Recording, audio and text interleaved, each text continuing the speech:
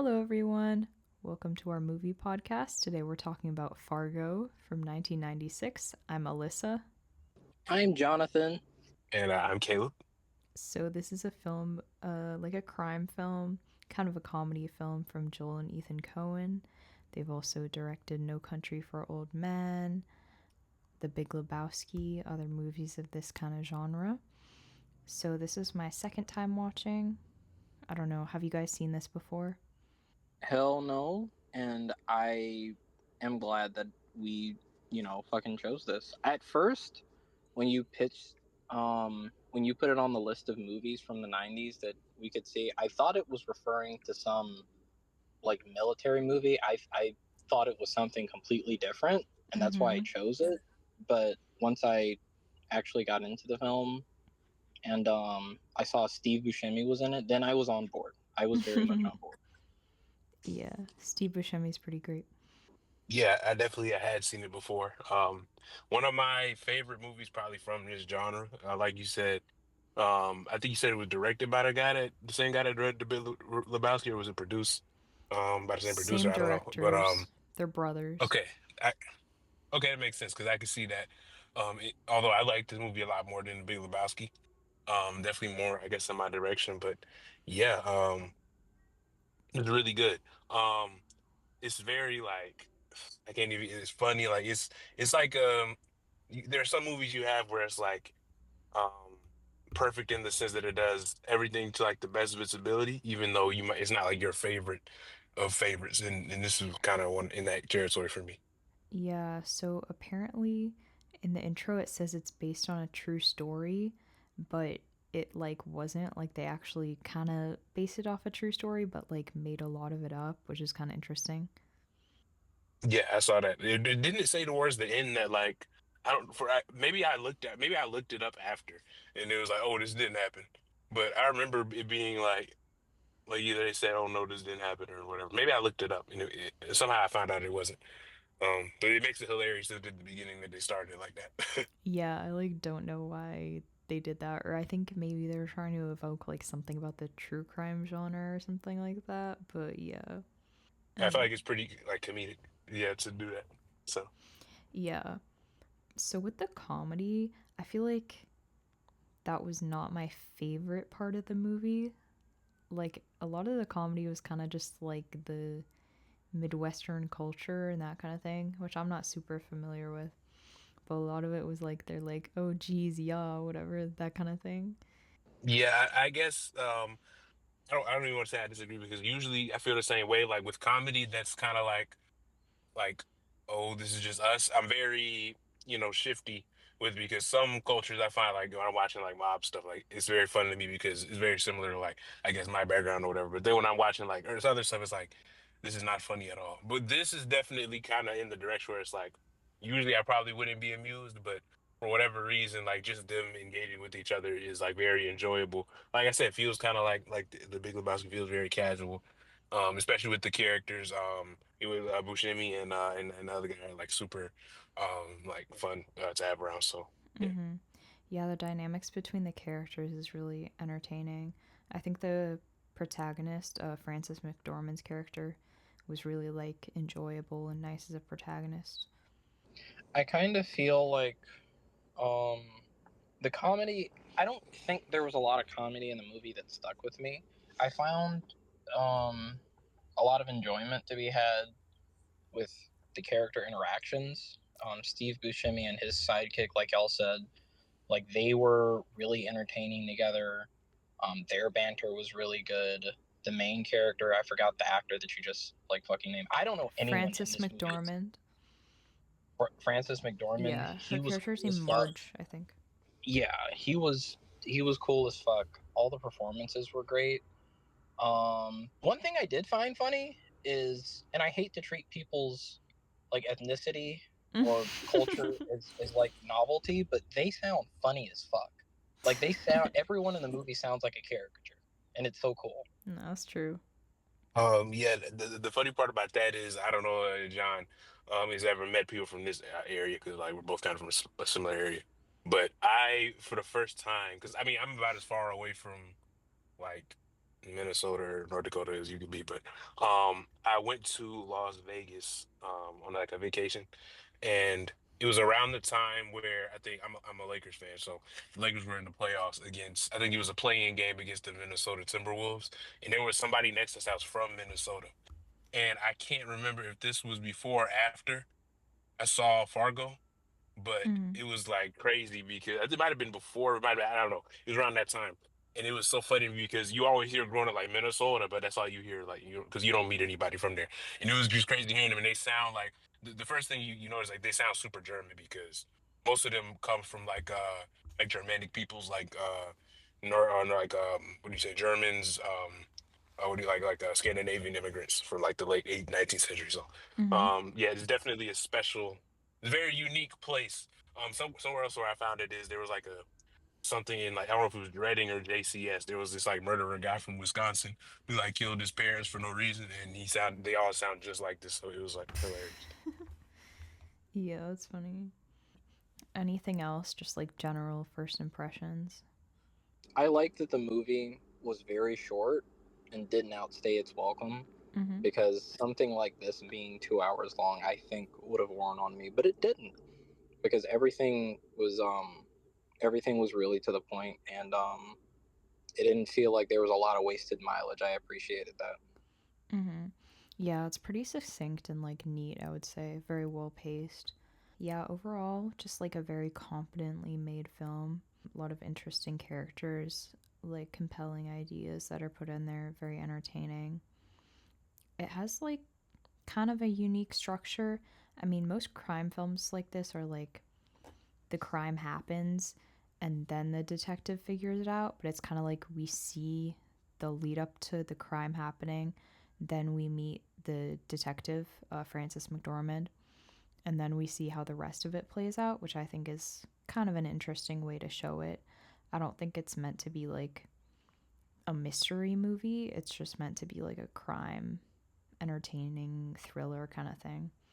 Yeah, I feel like I don't know if John has the same opinion because like some people it's for some people live in it, but generally like I feel like this movie really captured kind of like the surrealist aspect I imagine when I think about sort of like a lot of like these random criminal acts, like not anything like organized crime or gang violence, but like crazy Mm-hmm. stuff like this, where it's in these normal suburban places, and like obviously people aren't act or people are not like super on guard for like things like this to happen. So like whenever maybe it's like a morbid side of me or whatever, but whenever I read about like oh this serial killing or this like story of like some crazy thing that happened in the 80s or 90s, like I read it and it kind of has that same like weird vibe that I think was captured really well in this movie, especially towards the end where what happens with Gene and I think it was Gear or something, the guy that ended up I think killing her and then Buscemi got into it. So yeah, that I thought he did a good job with that. On like related to Caleb's note, one thing I did notice is that the detective, in my mind, when I saw something, when I saw her arrive at the crime scene, I was thinking that, things seem a little bit too convenient for her to be able to just connect dots that well, because if you're in the middle of fucking Nebraska or wherever she was, I forgot where Fargo was. I think it's in Nebraska. North It better be. Dakota, I think. Yeah, it's in that part of the world, that part of the Mm-hmm. United States. It was in Um, Minnesota and North Dakota. okay, okay, but my point is, like, people don't fucking die there. I mean, they don't die from like murders or double or triple homicides. Like, I thought that was like a little convenient, and I don't know. I don't know. The surreal. I think surreal is probably like a pretty good word to describe it, because I think it lends. I think it gives the detective's character a little bit more flavor, like her intelligence being that fucking high. I think that Mm-hmm. was a really important part of the story, and I like that about her. Um, Women, and I feel like it wasn't like in a Mary Sue way either. I feel Mm-hmm. like it was just, I don't know. I feel like it was charming. I appreciated it. I like the interactions that she had with the car dealer. Mm-hmm. Um, And I don't know. That's another thing I wanted to talk about. What do y'all think about the car dealer? Because he's Mm-hmm. pathetic and he's a piece of shit and he's this and that, but at the same time, even though he's not necessarily compelling, like I low-key feel bad for him and want him to win the entire time, and I don't know why. Yeah, that's kind of exactly how I felt too.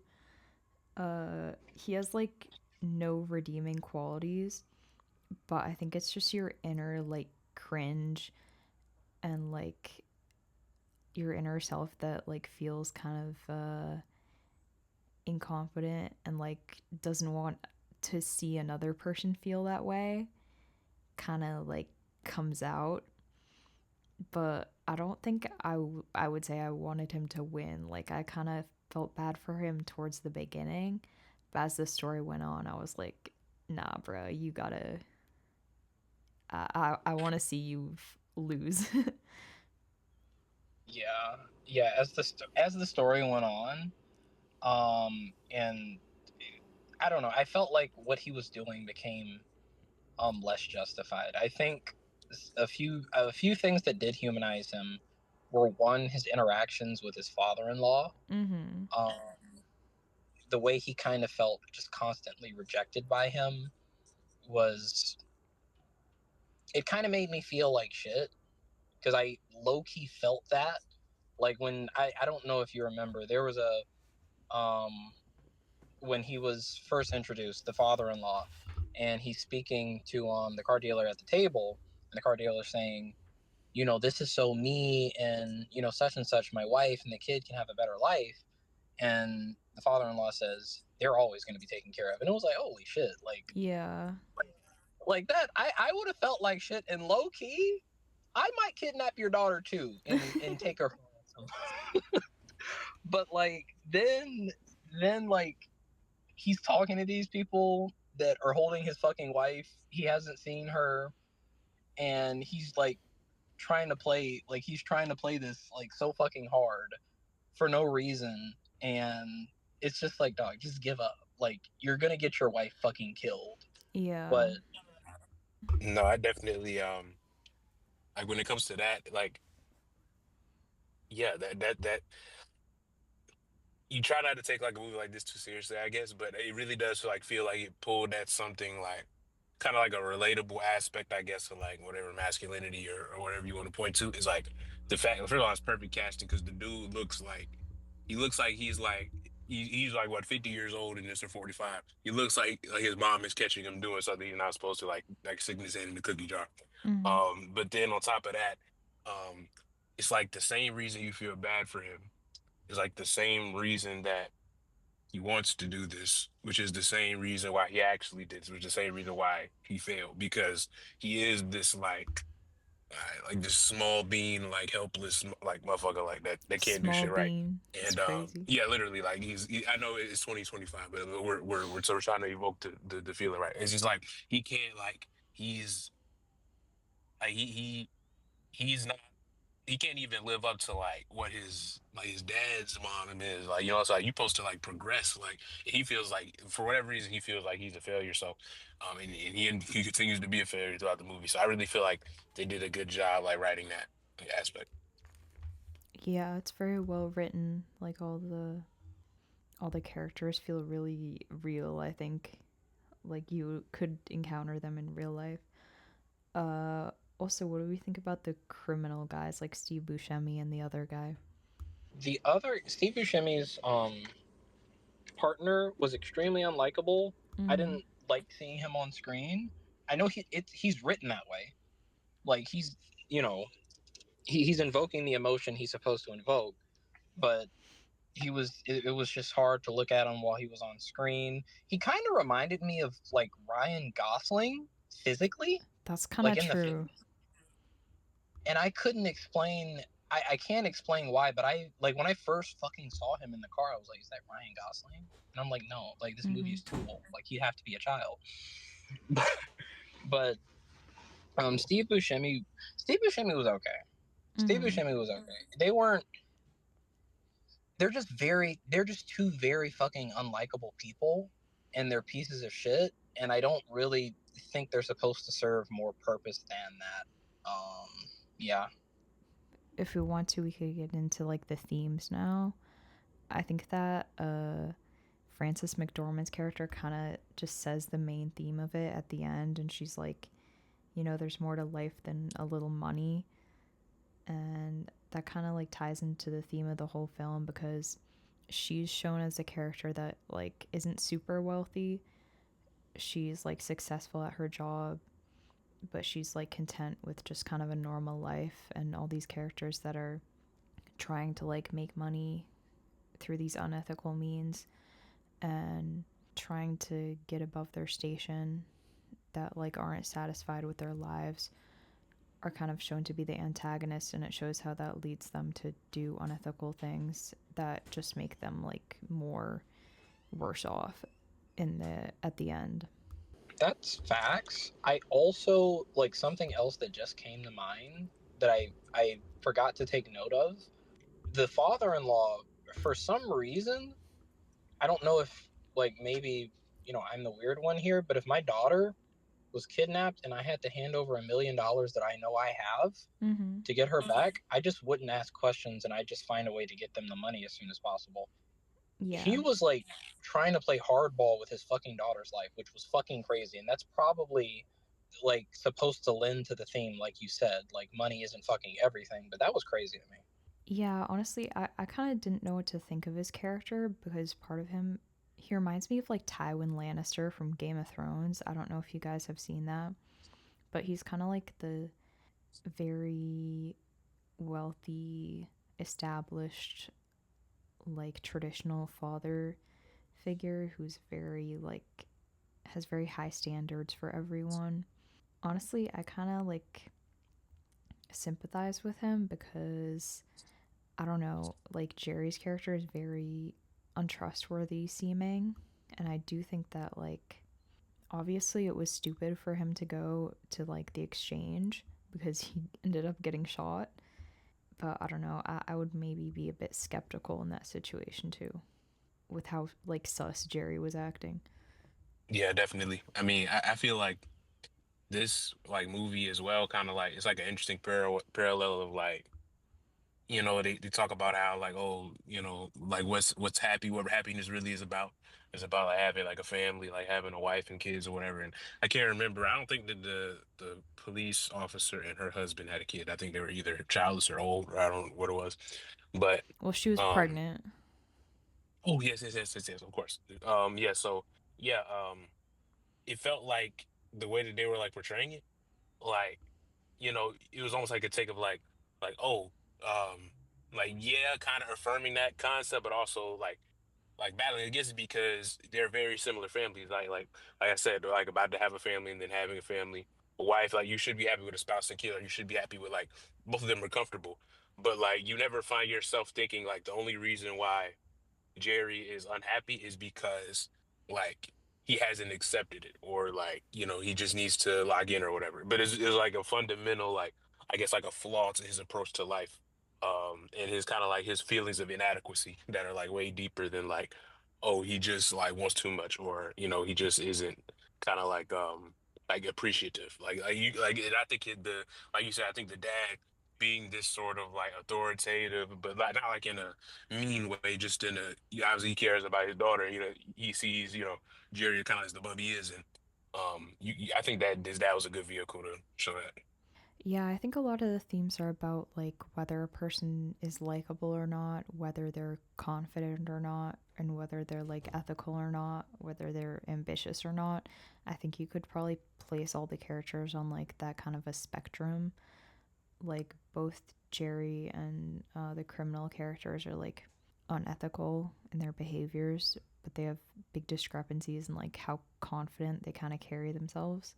And with Frances McDormand's character at one end being both very competent and very likable, but also like content with her life, I think is interesting.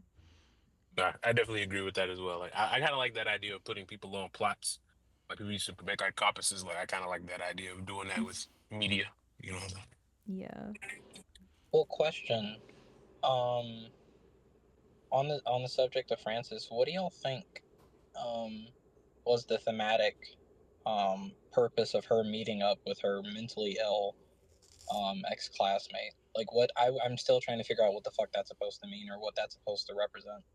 Maybe it's about like the themes of lies and like deception. Like, I'm not sure if it was like he was lying on purpose or if he was just like mentally ill. Kind of showing like what different things like people will deceive others about for their own gain or like for sympathy or whatever, because it seemed like maybe he was just lying because he wanted like somebody to talk to, or like he was interested in her romantically or maybe as a friend. Well, he did, like, yeah, but I don't know if y'all remember.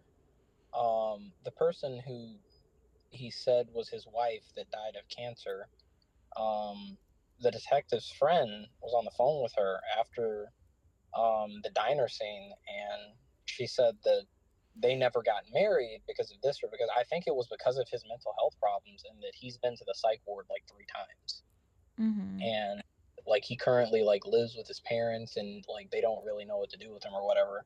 So I don't actually know, because him being mentally ill doesn't stop him from lying on purpose to get sympathy. So yeah, you're right. I don't know, Mm-hmm. I don't know. but I kind of saw him as like another data point in the like sort of like the male characters in the movie, like kind of being like different, having like different like fundamental character flaws. I kind of see him as like, oh, look at this whole mess she has to clean up because of like your three different versions of bum, and like this is like she kind of has to go through the fourth version to fix the problem. That's how I felt about it. That's interesting. speaking of which, there's only one good man in this movie, and that's the detective's husband. Because the scene, like the opening scene where like she gets up and she's about to like go to work, and he's like, "I'll fix you some eggs," and she's like, "I don't have any time," and he's like, "No, you need eggs. You'll eat." And Mm. she smiles. That was like the cutest thing. Yeah, I felt like the message of the movie is that like men need to stay at home and like support the queens that are like going out here and support the family, like making getting the money. Facts, big fact. Yeah. Nah, that's true.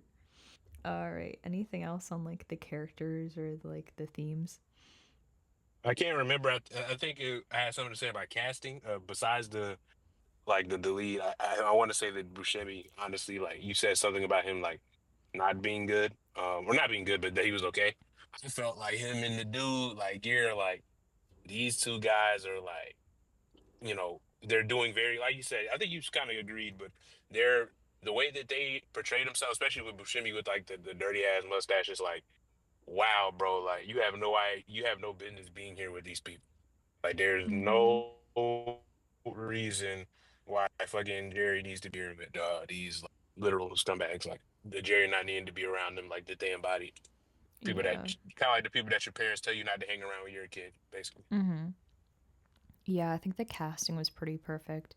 I think all the casting in the Coen Brothers movies is pretty great. Like everyone feels very real in their environment. You have anything to add, John? Mm, no, not really on that point. Okay, cool. I'll add, I think the music was very good, very interesting. You have that like main theme that repeats a couple times. I also think the music kind of sounds like the Taxi Driver soundtrack in certain parts. I don't know if you guys have seen that movie, but it sounds weirdly familiar, like with the kind of jazzy, percussive elements that are in there. I have been. I want to see Taxi Driver. I've been told to see it for like the last decade. I know it has Robert De Niro in it, and I think it's a Martin Scorsese movie. But Mm-hmm. if it's anything, I don't remember much of the music in this movie. I think that's one thing I don't like. A lot of the Sonics weren't very memorable. Interesting. Yeah, I like the music. I thought it was pretty good. And so far as how it's shot, like the cinematography, I don't think it's super flashy or anything, but I kind of don't think it would fit the film if it was. It's just kind of, I don't want to say standard, like it's well shot and the directing is good, but it doesn't feel like show offy or like it's trying to be super pretty because it's supposed to be like gritty and realistic. What was your favorite scene in the movie, Liz? Let me think. I do like the one where like she goes to the cabin and the guy is like putting the body in the wood chipper and that's where she finds him and he like runs off. I think that's a good scene. When I asked you that question, that one was on my mind. Mhm.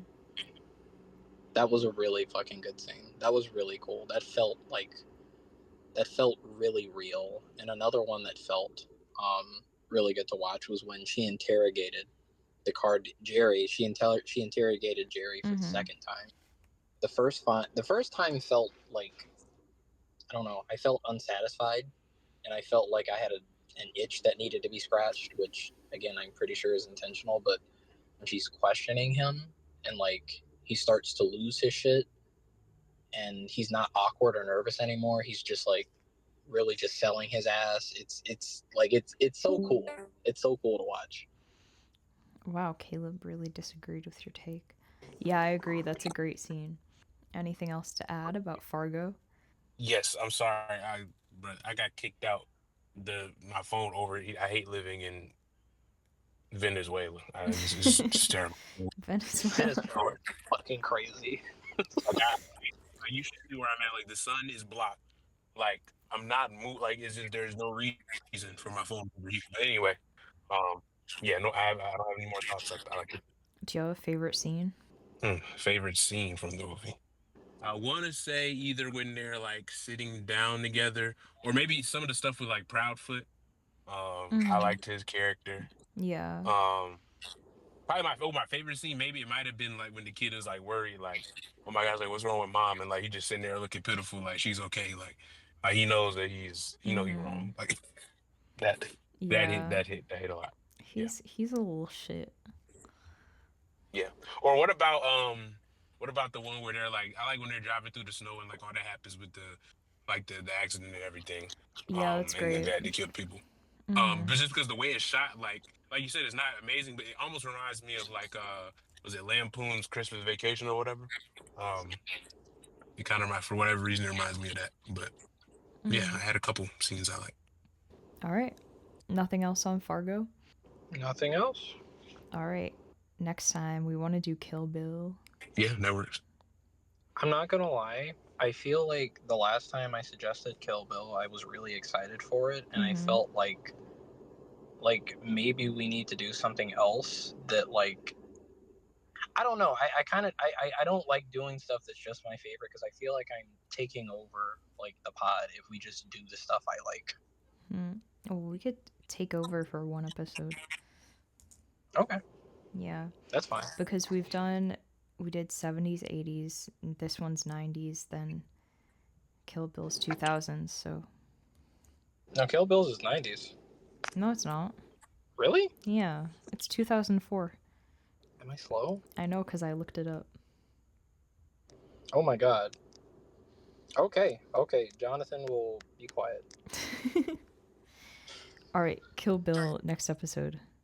Wait, Um did we not do the ratings? oh, ratings. Shit, I forgot. Yes. Come 8 on, yeah, 8 we out got of it. Yeah, 10. edit that back. 4 stars for Fargo. Out of 5? Yeah, 4 out of 5. 3 stars.